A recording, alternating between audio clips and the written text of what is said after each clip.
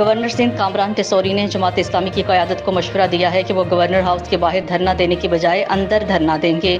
अवाम को मुश्किलात में मुब्तला करके उनसे इंतकाम मत लें। अपने बयान में कामरान टेसोरी ने कहा, धरना मुजाहिरीन का कल शाम 5 बजे गवर्नर हाउस में इंतज़ार करूँगा। महंगाई के खिलाफ धरने की हमायत करता हूँ। गवर्नर सिंध का कहना था, बारिश के पेश नज़र धरने के शुरा के लिए पकौड़ों के अलावा खाने पीने का भी बंदोबस्त करूँगा। धरने में शरीक नौजवानों को मुफ्त IT कोर्सेज में दाखिले की ऑफ़र करता हूँ।